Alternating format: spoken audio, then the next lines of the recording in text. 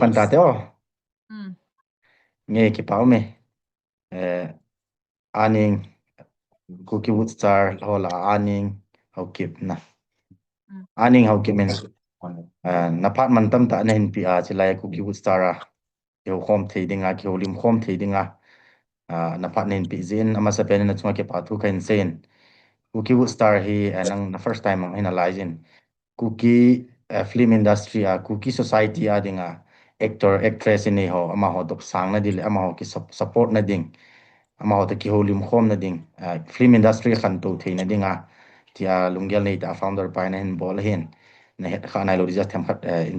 introduction ga bol hin tin ki paw men aning nang na phat man tam ta na hin pi in opening remarks in topic ngai lut masangin nang ma le nang ma jong aning tia na het jing hin na fen so en abana a het lo bi pi umam ti hot nang ma hi na them khat nin si pi bevo cái hay lẽ kamin min athang pia he choi la an ni hin na ho ke bang thei da pon rong cái karong zo kai ta in na kamin ta chu hi le adam ngai ni nga hin atam zon a ning ba wa he hin na aba le to ka znai na chu hi le ma ko chinga hi tan ma sa choi la gang pi jang ka hi na to he ma ko ching zo tan cha khat zong ka nai ta in ta hi de thia kazipan na to ding na cha cho ta he ka mo hi ki pa me aning nangin thing set se nangin na personal nang ma na hi na na jin na nei cha na nei ho san nong nen se jin ke pa men na chunga ke pa thu ki sen jin nei cha nei ni ta wangin na mel jong hoina lai ti chu ana ve ho no ana het divin te lekin long kan ke pa pi na kain phun hin tin abanen ni topping en ana lut le hen aha na le anup na le aha na hi in film industry a na hong lut film industry a na hong lut hi kumizat vel ni a na hong lut pana chu teng le film industry a na hong lut na experience hi to bangam ha sana sa mai lo le nup na sam cái ho ka tho ziu he le na hua ka upan ki chi mata banga ana bol ji hin na kai hong ki pat na ta choi le itham comedy ho lang tai ma na upa chun episode na na bol jin tin chwa chu ka niau lai chla ku na chu ka hong ki pat ni tin wanga film hai ta kan tho ni he le 2019 ham 20 ham khat chu he di ya ai khat chat wang khe ta pon na kum chat wang cha film min ho nen si bi thei di film min choi le na nunga anu na mang cha to na nunga anu ko he ki pa me ani abanen na chi ki hiten film industry ana hong lut na kerala na nei ham tu ai lo wa hi le part time na ki on kum le na mo bol mai lo wa hi le ti dia kerala na chi pi ham cái có on kum la bo ko ba hun khat tho te ti bo ka tho ji na cái theng para se dinga chilang hong he ka tha num lo he ji choi ho henge mi te banga za dang ho ta banga ki wan ho ta bang tai mai nei la chun na pat he ho he ki wan the yong he ket lo ji ja hi cho ho cho he keral khat dinga gp lom de yong hi a hi thei po na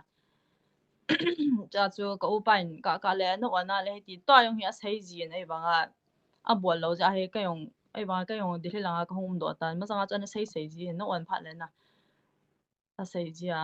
ka nu pi za wa yong chu ka bol khat album hong ka bol ho yong au min ai wanga to he dili lang kom ta ya ka bol ding hong ka ta san tu pon ma phat o nga na ga ki bol ji bo nge ki pa me aneng ki va na the hi lo chu hi nge society ho chu film industry kerala chi pi the ki va na the nai pui ti chu na ai wanga chu nam khat hi dinga chu hi entertainment lang jong hi department khat hi den ki wa na the bon hi lo ti achunga ajing the jong ki hin ji chu nam khat hi na chu te ngai in entertainment lang jong chuna ai le nang ma ngai da na hi ki wa na the ahung hi na dinga chu I to banga pan ni la diu ham ki wa na the ahung hi na dinga hi hoi ten ki support to pan pe na hoi ten ki support tu la ka ti ha ji choi ho hi ki support tu mo be se wa na ima cha ki sai si tham khat min thi kha bol le su la ding an mi ahung khat le pham khat mi khat chu ahung success di pha le ho hen pps la mi chu hung i tham alungya la ku na chu hon thasi do ji da bang khat au min na ho hi ti chu hi ja hi khan to thei lo hin ji ja chu pi hi le bon ke mi ki support up na pe na wang hi ki support tu pa phat le ka ti ti support tu ti jong chu azat zat hen na mi house hon invest in bol di ham hi lo wa le mi pi in film ki bol ho so acho di ham ti ho jong chu support dong chu zat tam ta hum hen na hi jong chu in se pi be bo an ya chu ke jing en ti lan chu min ho he ti ka i chu ai mi film ho min til an zo yong lai zo num ke zi lo wa yang wa no sum ho po wa ga zo di i ga ti ke zi zo free hi lo wa chu mi ho si cha wa num ke zi na ni zong chu hi na ban ting le hoi tan i bi te sai dam film fair award ho ta bong hong ki pi to thai ji han naw mi ka than nup nup na ding ho hon ga ki bol ji han nang le chua ku nang chu am ho chun ke sawat ho ga pi ji han nang na ta au ho ko mang chu ke he ho he ki tau thu ding pyam asu sa ke he ka chu lang hi enge actress khat hi na a chu enge nan se yong chu experience ong chu them khat chu nan nei te ding a hen ka he ti jong le chun am dan chu tu le tu din mona actor ini ho actress ini ho filmmaker so director so yan lang producer ho jong le ama ho hin financial langa ila sabji wa hi gen theina atu we ti atam zo tu ni chana interview na ki bol na hi actor ho hin actress ho hin filmmaker so ina ma na se chu financial la sabji in chu tiang le na to an hen se ki support tu na la samji in gen theina sa na tampi ki tu e ati we hin nangma in to actor ini ho actress ini ho nang ma na hin ha sat na tu industry ha sat na tu ho chu them khat nei si bi the dong ha sat na tu ki te le i tho sunga film ho i tho sunga yong ha sat ne ki te le ila lai la ji ho o min na ila lai la ne ji ho yong o min na ba ting le ka le refreshment hong ga am ki ji lo in la ta ki tho ki ji a ting le chun min ko me na za an se ki ji na cho ta bang ho cho aban le ha sat na yong ata min ai se i bi hang se wang ki se thai poi ai wang a sat na wang zo ji en ha ta ki to min an se si ki ji to ta bang na ani dia ka lang he no ngai mo lang a wang he min ha se si tho ji ai wang a ai wang zo ho gong ka sapon hi a se ji wa zo na ho yong ka sapon mi ho wang kon i tham lai na ta ta bang a min thi kha se le amo kha ji win amo ding ang ho ha ki de ai wang kai wang zo so ta bang ho ma cha ge lo the ta ka gel hi a ke ka gel jing hin na mi ho mi la adinga i tha mi he the kha yong hi ki gu na min in sai si la chun cho chu ma cha ge lo the ta ka la jinga ki ta chu ka hin na ne ki pa me ani abanen anasi ki riten enge to anen si ki support to lo ozi a chu film industry khang to thelo i ti jong chu enge ki chen masanga na loi ho actor ho actress ho interview kana bol ji ama hon akhan to thine ding film industry khan to thia chu teng le actor actress ho en jong ki wa na ani thine divin cinema hall ni ho jong apoi mo ai lo le film school ni ho jong ai lo le acting school ni ho ti ho jong apoi mo ana divin nangen hi chi ipi ngai dan ni ke yong cho chu ga dan nang na cinema hall ho ga han nang ba ti la cho ku na chu sum le bai ho in ga kilo na thayo hi cho ku na chu abang ai bang loi ka he suma amwa ai wang actor actress so sum pinum lo hong cho ang om ji na ke he chilang chu ha sei ka ha kon ting se sen sei tang kit ne ho lo so free cho chu da lo he na da lo he nge ka he thing chilang khat ho bui he cho na chu bui ham nong ke nya am mo ke ka long ho wang ji ma cha ke ta pon ai wang mi chu thi khai bo sa tang ai ti la ai to ne diong ki va de mi to ne diong na ki va to han nang aban le nge film acting lang ho jong hai ten class ho ga am ji an nang le na chong kan to pi dio hin ai hwa acting yom lo num pa pan he tai mo tho chong hi tham ha ga se le actor actress at hu tam ba pha le asu sa ka sa he nai hwa he hoi ten khala ni ang pa he phau ten ga ki ha na ba cha ko na chu training ho pham class ho am ki ji han nang a team ho chun class ho ga bol han nang ting lo chun he chun khala ni zui ti chun ke phau do sa ki han nang hi ti chun le khan to tham ja ga gyal le ke wa nang ma actress khat nahi na ana tua actor actress ni ho hin popularity min thanding ade ji wa bol wa namu am hi lo wa ai le angai lut mong ai lom khat entertainment langa thanum mong mi pi ki pa sa anum ti alungel ngai tu na ne yang lung lu ta bol zong men na abang khat chu hinge ga min phau num na ti le chu mi pau e na min than num lak num ti tau din ho ji a bol zong me hin nang actress khat ni na chi i piti na mu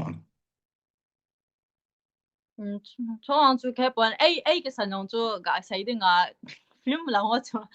ga ki ngai lu mong zong ga hi pon na ai yong chu ga sai de nga ki lak no min e het min ye ti ho cho de bang chu ai yong cho chu ki gyal hian min i piti ge han bang ke poi kai bang chu le na min e ga het hong hin nom ka sai tin min i chi ne sia min ma chu ti le nom ka sa chong he cho jang he ka tha nom ji chu honest anen sei jin ka ki pa na henge hi na chu honest angai yen no honest na thanup na ho nen sei chu ki pa men he chi mi zo si chu tua actor actress ho hi adang nang ti lo wa adang ho hin nang gel banga chu a gel wa na mu am hi lo wa hele ma ho hi lung lu na nei ta thil bola acting ball na he nam na mu do am ke poi chilang wang zu mi zu lungyal kan ka mu da na zu le alung lu thai su ke ve ta ka mu hin na ai wang abang ka lo mi sa zu ke sai yong la bang ka lo zu le na phau ding mei hang na to dong mu da he ai le to chu nang honest mi het ga hi ding ong chu kan no men chu ting le chi na khadina ma chu chi ti ho ong chu ka tha no men chi ja chu ka boy na ti hen na enge chi chu ai le lunglu ta bol jong khat ko yam khat jong chun lunglu ta ngai lu na nei ta nam ngai lu na ji ham entertainment lang a kho sa ji a chu bol jong the hi chi te ni ka chu hoi zo chu hi le phazon te ne ti am lunglu na nei ta bol ho zo chu phazo hian na phau na ding ho sa nga chu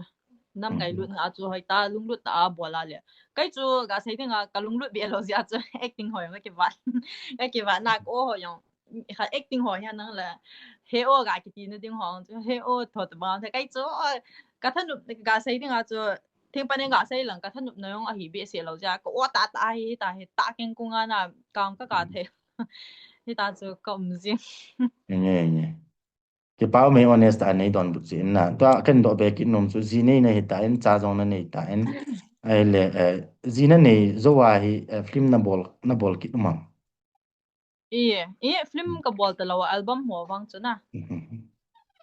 ai le na ji pa ko na ai pi cho hi su boy na ti chu ke bang chu abang khat chun aji mi ji khat nong ni teng le chun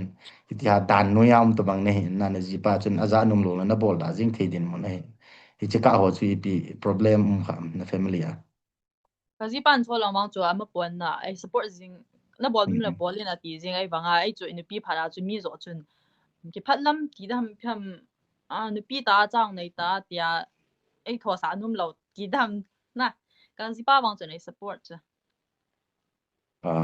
mi wang phata ne na na ji pa chu mi phata ai ding chu he the ai aji chu e ho society ti da I khan to nai lo bu ti da e ho custom nei te ti di ha e ho society mong hen to bang anu me aji te ji nei sa ho to bang ga la do chu ji te na phal lu ya tam zo he na nang ji pa ching le chu so problem am hi lo wa ai le mi lung len ta mi thil he the ti da mi ching thei ta mi lung pi khol ta ding hi ti chu he the hin na ji pa chu ngong chun ke pa thu ga ki sei yin na ku ki would start then ai to bang ka actress nu ti di tan te to ma ai bet kol pi wa to ma permission ho pi ji chun ku ki would start then chu ke pa thu ga sei yin aba nen nang chu actress khat na hin chi chu na nu nga lai za jong na nu pi nu nga jong chu acting role na ki chep ai tun chale naw tampi na hin nei tai ti te pathenin patsai na hin no hin nei na ten na cha te chu akere lu chu sit lo bang film industry lang na puida mai lo wa hele nang ipilang na bol sa dem film na tho sa dem sa te chu ti jeng ni so wang zai le amo aman na ha dei aman athanu ma le chun ama thu hi jinge ya ka yel hi ke nyong ka for ji poi aman na athanu ma le bol jing thai ama thanu nup na lang chu jing han ya ka yel nu mei film langa hung lung lu na nunga he jong le nu pi hi jong le i society ba hi film hin tho ai lo le album ovel hin tho hi e ho society mi do mi khala na ti ho hi imin put sa nom ji win na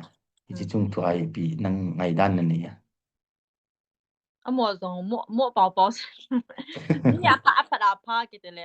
akhala lo be yong chu cho langa na lung lut thai hin na chong to he khan thai ngai in aban te le akhala ai banga film lang ho a pum thanup lo yong chong ma hin aban te dai ta bang ho chu ka khala mana ka thong hello chu ma ka u pa in ai khala pa na YouTube a thil ho an bon no ma comedy ho a tham ka da ka ta ni chom chom ai hung tip ji cho ma yo i hung nga ka i ma ka hung nga tho liu ji chong chu kang chu min ge hana khala ti di ai wanga kai cha sung la chu ka da cho chong su na kang chu ka da ni chom chom ma ka tho ai ka ti ne he khala ja ka thong hello ai ma ka yong chu ka se ding a chu mi ho gyal ding a chu khala ai ti mai the chai wanga ka khu sung bo se a ka tho cho ken ka thel tho hong hina khat thil khat wang chu kha ve hilam ka nga ko min tin chi ka thong cha ki release ta pon chi bo se chu gam ga chu ma ka tho na hi en cha chu i bi ka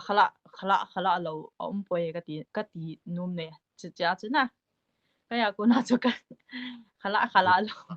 ka sai nu mi hem chu ki bang lo hen na to kan se lo na chu mi apa cha jong support long tam mai ba sei si mi khala mi do na ti ho vela se yong ji hen ama ho chi to banga negative langa aphalo mit ne ho aphalo mit ve na ve ho dinga chu ipi message na sei pi no mam amo adinga hi tu la hi ai ki sai wanga chu tu masanga chu chu na ni gel ve wa tu la hi e ga chi ne yo sia mi yo ne ai pa cha ta bangi ka muin na ka gel da na tu lang hi min ma chu film to he ti le min zo ngai sang ta bang hun ka le gel masanga chu le khala ho ta ma min tu lang a hi them social media yo mi khat zap ta na aban ting le mi yo si hin跑顶波gel ham piam ke ta lo tu la hi mi跑zo he i chi ne yo sia mi he thai kha kya le i ti sai tham mi zaung ki chang ti tham khat din a ki omin chong he ai khat ne hin ai wanga khala lo chong chu an ne gya te he na pum gya te he event ti ka ti no hen do be nom chu celebrities khat nang hi phat le hen ta ordinary mi hem ordinary ho ti athang pia mi hem ho chu to ki banglo khat status khat step khana sang zo ngi tan na celebrities khat nong hi phat le hen chi public nga hin khoman dan hi I to bangam anup na tam zom a ha na tam zom mi het thi khat nong hi phat le chun na anup na yong ta min ten na ha na yong zo kan sai chu anup na i chi ne yo sia he i ta mi het ki chang in ten mi lung si ong ki chang zo ban ti la mi za yong ki chang na ama anan mo beng ho ai chi pha long min he la le min e khat ai ya chu bol pi nu na ma sat ti thai ti tham song chu a phat na lang he na ba le ai khat anup lo na lang he ai la i tia mo ai hoi mo pe ta min im ho mi hoi mo ki ti tham ki ti ki na ban tin le i tham i ga ji don huang ho ka le hoi mo ta ai lo le tham khai ga ai tham min si na thai ai lo le til si ga bo ai chua ku na ho min ama chu hi ti khati ta in sei sin na ding le yong chance tam ta an sin no chu ha no na ha na ji ha na so chu anup la ha na abana ga do be nom chu mi nu mi pa tam zo hen acha te industry film industry lu ding phal lo jong ma hen na ji chu itiha nu le pa ko ma chabel do ma ga thum jong le itiha phin phal lo ti ho jong hi society bai tam ta ma hen nang na tu kha lo wang chu ka he hen hi cho hi pg hin te na ti am นูเลปาเตนจาเตฟิล์มอินดัสทรีลูดดิ้งอพัลโลฮีaji ipn hin teti na gelam nang mangai dan cái gel da na he among chu anu la pa ho chun ga anu la pa ho gel ding ayong chu chapang asa o ham ai lo le kha sim lang buin te ti ham cho lang yong hin tin na ai mo nga ho nu la pa te lang ho hin tiam chiti lang film lang lu ha ya khala da bang I tiam khat nu le pa in a hil lo ho tai ma pa gel lo ham kha dong hin te na tian ka gel le echo nu le pa te hi chi to bang nge acha te film industry album thoding film thodinga phallo nu le pa jong I umu hin na ama ho adinga chi pi na sei pi nom actress khat ne hi na za la chu I pi na sei pi ai ama ho chun acha te chu ain phal thei diwan知道我做嘅用嘅特款amo nu le pa te ho ko ma ka sai nun che le chilang huang hi ma diong hi pon na chi chui cha te ho na thanup na line a chum chum ma hi en amo a thanup na yong na ka le sol ji ding ka le ama til film lang a thanup ma leong chilang chu ka pan sa mo hi pon e wanga tham ha chu control zap na control zap te angai in e wanga chi film lang hwa ga ma di ho yong chu ai khat ti sei dham henge mi banga e ho he mi banga sumla pai film lang ho a sumla pai ga ki mu hanang khan to na ki nei pi hana le amo chun a phal mo lo diu cho film ho za ki tho hanang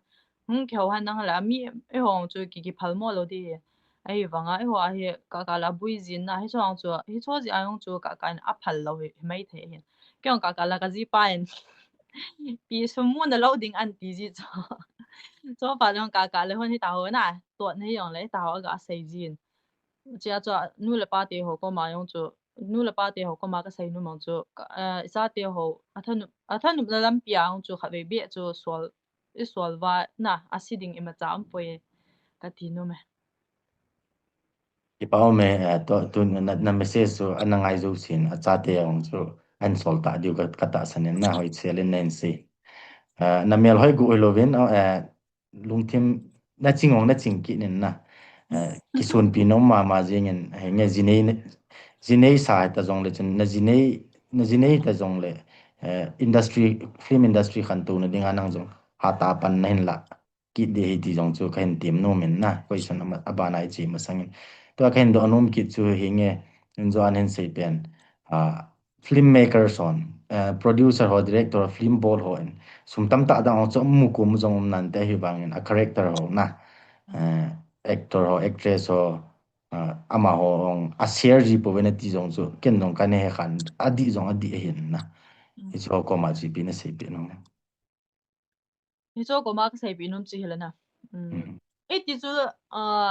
amon sum langa dim se anu mu mai theo jo wang kyong ka he chim po e wanga chana thum dan chu amu le ai ban tin le amu yong chu thama ga share han na le ai ho ding ang chu chu mo ding ang pa chom chu chu le ai yong aban ban na tho num ji jo so jong hi lo ting le i tha sin na ka mi an ti ji khala ki tha num ji te lo na so kha chu me hi en ji ja chu ka sai num chu sumi mu ho yong thama khat mi e ho yong phat liu ai lo le i tham i bolding ham khat ki da ha ki bol ji tabang a hin na so gyal do ji le ka ti ka sai num ji chu na se ya hele kan do be nom chu film na bol masang le khun dan chu ki ho tu na ti dan chu contract ti tabang chi album chi lai chi tabang role nei play pi ding chai chana cha chu na chol man ai lo le ip man chi za ti ho hi ki ho masan nom ji lo ham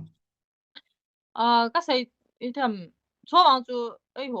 cho lom chu ji hin na ka ti dan chu mi banga ti chu sum la i za hong geng pi muding ho hian na hele chong chu ga gyal the banga to hi it sei tham e ho hi i za hi sum ban i ma cha ki mu lo ki ti ta banga he en yong ki mu gyala chilang thu hoi ga ke itiam sumu na ding lang ho he ga ki gyal phalo cho ji chu ho ho society a chu cho i bola la sum mu a ki mu e ti hi a ki gyal pha lo ji a chana ki thong le sum ke mu ti he ti hi ki pum he pha lo ji a chu 个 gyal ji lo ai wanga chu chil an release ho phat le sumdim se se chu an mu ji an mu ke ji chu an mu ji ting le mi a share num ji lo ti tham henga share ju share ai wanga chu sang kha sang ni ho po chu hi chi chu na honest ke jeng en kan pa cha mong mong en ito nga so thing se na se ding ti ho se na ding a chu chi ku ki star on ke bol hin na ji chi director filmmaker so actor actress on abona full bol an le diu hin na ngai diu hin nang tu se ya ko na on industry khan to de thei ding a on so chanam khana lungyal step the hin na is honest an se ji in na chung ki pa tu bel na kan sen to abana kan do benum actress khat ne hi en nang chu anu mei na hin na chi industry khan to thina dinga chu pasal lang chu thu khat tal nu mei ho en ep role an nei am ep ti panala le ho film industry chu khang to thei ding am ti nu mai ho hi hoitan acting ho hoitan ke bol han na mi ka na thei elo le nu mai ya hi hoita role ho hoita am jin na to sala sa nu mai ya hi ti sei tham hoita role hi tam na se zo ti tham hoita ai bol da le pusal sa nu mai yo hi lak a hi na pusal sa ai tham nu mai yo hi ka thu pi da banga am jo actress ho ti ka thu pi zap da ma mi tin le cha hi nu mai ho hin hoita em pan ke la han lang ban le hoita acting ho jong na sa tai ke bol han nang aba le ki sip ji ho lang ho yo na hoita ki sip ji ke vandan ho hoita ni kha han nang le cha ku na chu min jong tham than na nei thai tham ti ka gyal chu ka gyal ha ke ma ki pa me to chu kan do be nom chu aning to nang chu ji le chaung na ni ta chaung na ni hi ta an mabana hi na lungela ipi na care film industry langa film thona lang ti ta tin na he thei de ding film thona langa hi ipi chi berin ti am mai lo le ipi ngai dan na ne yam nang ma care la film tho lang ho he ka yong ka tha nu ai tham kan tho lo ngal pha la chu na min in he in ga he ngal pha na he ka tha num dan chu ka tha num dan in tin I tho sa ang chun kho lo I tho sa he yong lo chun ta chu koin ba I dei lo sa chu ka tho de ka ti tham ai wang a chu in amo in ti ma ho chi tho te tia la chun ka wang chu ka da po ka da lo de nge ki pa me to chu nge na jipan jong nain phalji in aman jong agel se po ye ti chu hen la nang chu film khana nong tho pha le na me long chu hoi ji chun gol hlang tam ta in jong nunga ane ni sa mai the na ai khat ne hello ho chun na jine henai lo ho chun nunga ang nen ni sa mai the message song nen thot mai the aza za kol long mai the na cho te ding a hen na cho chu ipiti na kitil pizia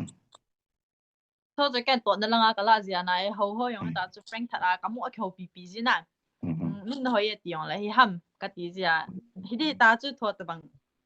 to he ga sai phat ni la wa ko ni pi nu nga yong he mi ai tek so na tam zia ki te la ki zau di hin so yin na ai wa nga cho chu kan to na ta ma ka la ki znai hi ta ai bo la cho chu I sai dam so chu thap na ta bong ta cho kai denga thap na ta bong ha zo ki I pi denga ki lu dam chi chu ta chu to na ta ba ki dai pi ji ta chu min in tek sa I tek so yong num ka sa ki ji lo na ga ki le sa ding ho ki tiam ka ki gyal ki jin tin chi ja ho ka tek sai wa nga chu I ti sai dam to na lang ho ka le hai do ja ta ki tek pi ji ne ka sei dan chu jine sa ne ji a chu ne lo khat chun na me lo hoi ji a chu film star khat actress khat ne ji a chu itam kana message song nong thot mai the na hin zol jong mai the chu na ai cho chu dan chu na ji pa chun mule hen het khil long the chi ka ho chu ipiti na ki balance sam ka ti thing se na ta la ya honest ana sei banga chun ama hong ko ma honest ta jine kai tai na ti ana sei pi ing ji ham ka ti na he na zinai bang chu ka sai lo ai bang ken amo he su ke du he ta ka mo gyal jing na ka ji pa chong he na ki text PPA an ti ji ai ta an sai dai bang a chu serious lo na chu ka le hong lang chong he an na ki text PPA an ti ji cookie actor nei ho la ai koi hoi na sa pe na lan chu nang ma mudana actor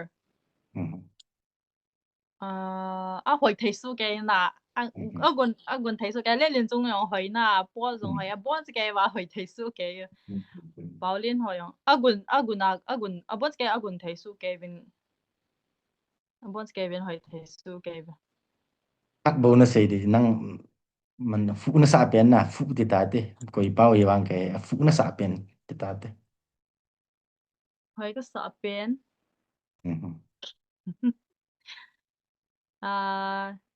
Le len chung heute sa pen.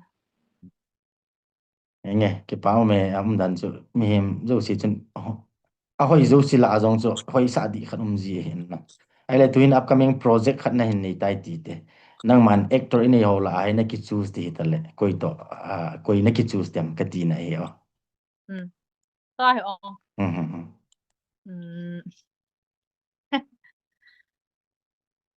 Aga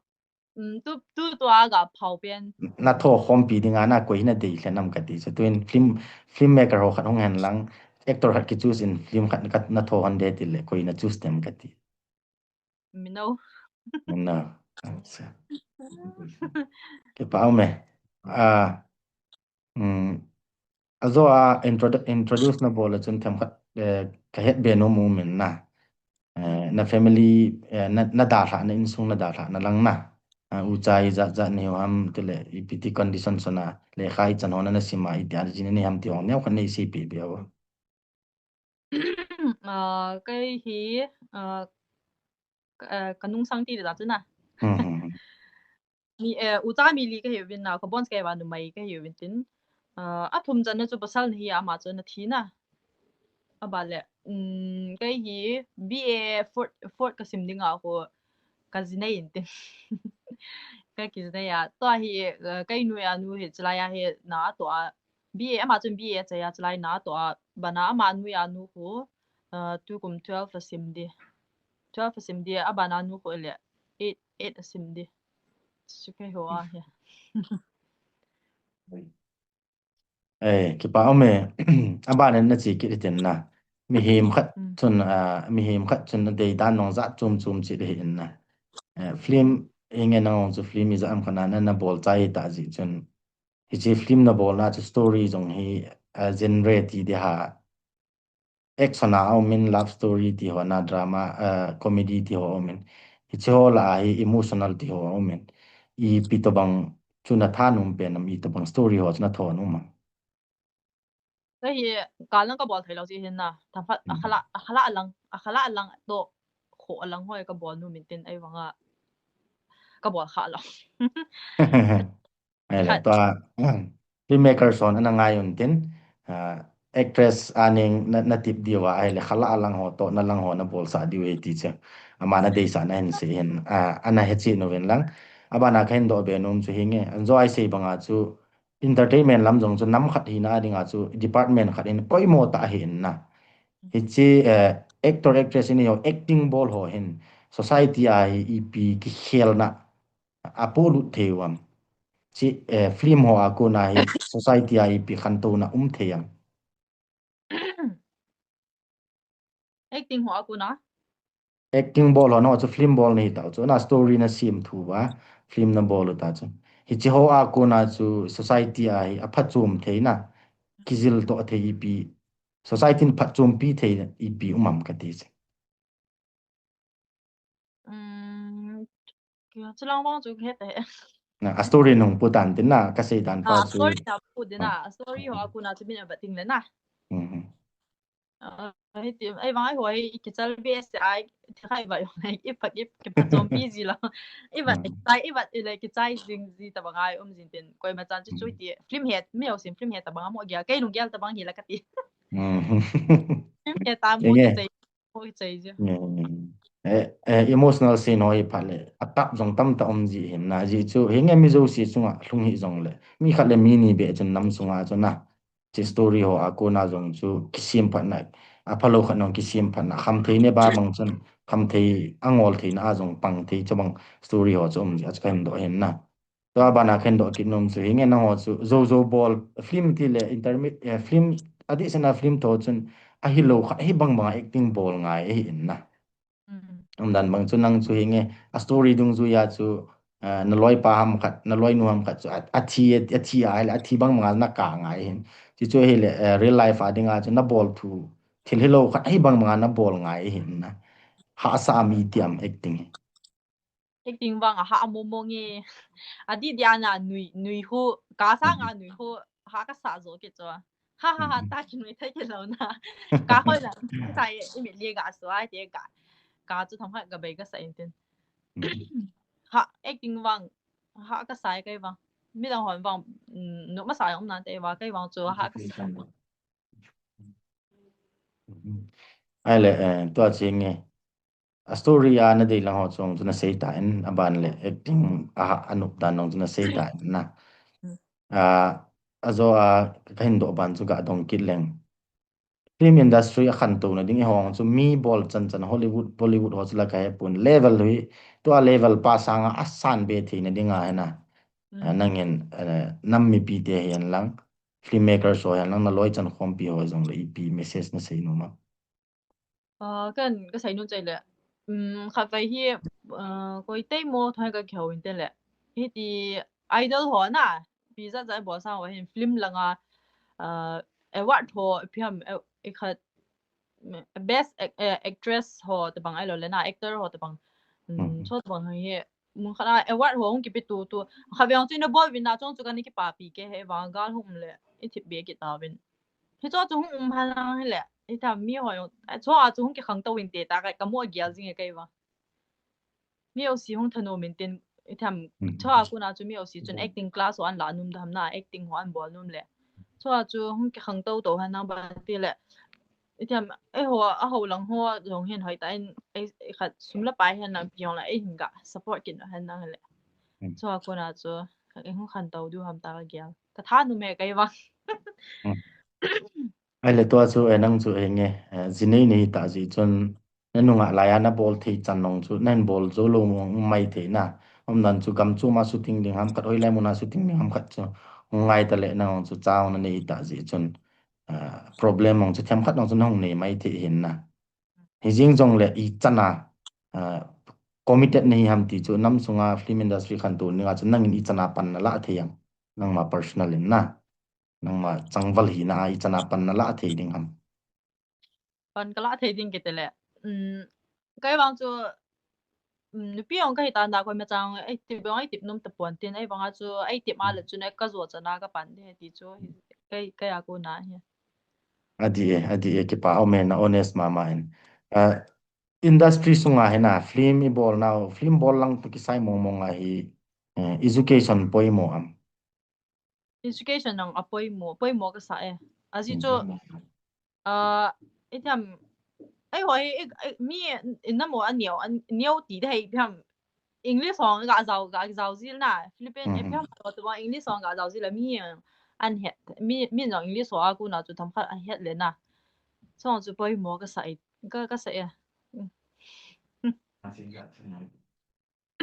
ai le henge to chu to hi film industry anang to banga chu amin phaunum ji amin thanum ji ham kai pu elo entertainment la angai lut mong ji ham kai pu actor hinom actress hinom tam ta ma hin na khang tha ho ong khang tha ding ho cookie would starting jong ji en content wa line ni bol pu lang kyong industry ka lut no me ke yong actor kai no me actress kai no me ti mi hin tam ta ma hin na nam kha hi ji uchen ama ho adinga chi pi na se pi no mo ding azu lung nya hui min lang tu lai hi bitam youtuber ngan yong hom ta na youtube ho to bang ho acting ho ki thip chu jiu ti dam til aza za an bo ju to ka long viral jiu na episode na til nyo cha cha mo cho ta bang ho ko hong pan pan la cha min hong he ting le min hong an tip thau thau ji cho na yan ki sai hi yong le acting chong chi ma la min nang chu ti tia ka za nu me tho an sai thau thau cho hi cho hi ji chen lung neu hi la acting I ti po po le acting he I ti po po la min ai de ye ti cho a hi en chia chu ki ha bol za ngai ji ka se na nge to nen se le ka he thi men na YouTube ho hen lang social media reels so dan su insta ho pela jong practice na bol no jong bol ale min net phat le cha ko naung industry nong lu the ti hen na nang ma personally na dong leng nang ma akuna experience ho athanom ho chu na pui lu the ding ham industry Sila mo ju khepon kayong itam kakala director ka hinum jinten nge director ki hen lang hitin smart ta tho to ilungyal ta ma tam ji hen na kya ta to thing sa ding korea ho ta banga so ma chai ki lo so korea ho lang thai ho lang ta banga ki tup ki ji cho ai ho a he I ga mo yo ta la itam kan ka lungyal ji ho le itam smart ta korea ta ga body cho ta bang ho hi jinten chong ho ga ki puilu ji la ka lung ta tho num na acting ho screening ke bol ji han nang hi ti tia umchan abol thai ding ding chu ga ki le ji han nang nge ki pa me acting nen se le film industry alut na dinga hi film ka en tho hung min than na dinga hi acting poimo pen zo am ai lo le mel hoi ngai yam mel hoi to acting hi hoi zo acting thip to mel hoi zo poimo na sam nang ma he dana ken the da na hina acting poi mo ka sa ai ba hoi no ga poi mo ki ke he ta mi chu acting thim the jong le a hoi lo wa le tham ga lak do thei lo kha jong ka sai na dia tham ai ma cha mel hoi ya he acting chu kizil the he ti na cha na na sei cha iti hoi ya a hoi ja yong chu mi hung lak do ai ho he na ka sei phan lo win ka yong chu acting yong chu ka thip de lo ai banga I tham min hoi a hoi ye ta banga I ha he na ko ma ngai mo to ko hoi ye ka ti na chu hi lo win tin a hoi a pai mo ka ti na he mi chu hoi mo de do ai banga acting a thip jong le I tham acting a thip na chu ta chu a thim me ta ki mo khana ai bang a hoi na chu mi he tu la he a hoi na zo mi ha viral zo la sa tin na ki pa me hele chom kha chun Messi Ronaldo na ti jivin amani ka ai na choose de la koi zo fans nahi Messi to Ronaldo Messi ai le to anen sei chuna sei hil mai the Messi khuminun ne me na Messi fans so khuminun ne si e ma confidence ne ya hoi ka ki sai ti ho chele Ronaldo fans in ke wang Ronaldo ka he na aji chu Messi fans ni ai acting chun na sei zo de ti chu chet chet he na am dan chu 100% wang hello ai wang a chu thil at lang pi ana Messi fans so khuminun ne mi kin sa ahi no men na Ronaldo fans so chile kisung na pasal ho na si ho ahi no din si ja chu glamorous tang ka ga ben na ngai khil hin lang chai na lang jong chi tan tin to hi mi pi te adang nam mi pi te na hi chi na video tun lai ke on ana ve ho zo sidinga hi ipi na sei pi no mam last message tu lai gam le nam bui to mi pi yo si hi lonling lawa ki jing na tam sia lu tin yum ne chiu a pathian to ki na in na jing utin pathian gyal do jing utte ti chu ka sai no me ki pa me aning karong cookie actress cookie would start partner man tam da nen pin jing jong le ama aning hi amel hoi le jong le gol long na ne du sama ji ne tan to hi achai na hi khat ve aji pa jong akimuno me na ma hi ai le khat ve hum khom hanen lang aji ana ve zo sin jong actress nu ji pa cho ma hi ti chu het thi su ke na di ve ve amel hong ki mu sa hen lang ting le mi nunga an hi sa ana dai ji hono adai ta lo na di ven so pinu actress nu nunga aning ji pa ong khat ve amel ga mu te hi na ha de lo to na loi pa cho mini pina ane ringam as chula achapang thenin ai wanga chula lunggel cho pi hing le na ka pa kate nang sanga ong chapan jong kai ki pa pi hone o kan ki pa pi hon jala ka ki mu te na fen so ana ve hon jong na amani hi ti cha he the na dinga cho a he lo lai ho dinga na kumi za ni hon ta mo hi mi ma kai sanga dong tin na 25 ka yan my god satuma do ki pam wal jing tam sil honin lang na cha le naw jong tam ta hin honin lang cookie actor actress ding tam ta cha nen ni hon de o ki pam me dam selen in sung nom ta sim honin lang o จิกูกิวสตาร์เทนจงกะกิปาปิซาลาวาkain vai la naw hinten tu ala ya screen a imuten hi aning cookie actress aning le aloi pa hi en amani tu ne la a thuman tam ta tai sei do pe na ajipa jong amel achapang selen amel jong hoi na amani a kona actor actress hungping de ho wang hi chu hoi mong mong tan ti chi chu ikinep naw hinten amani jong pathin pathei bu hon hinten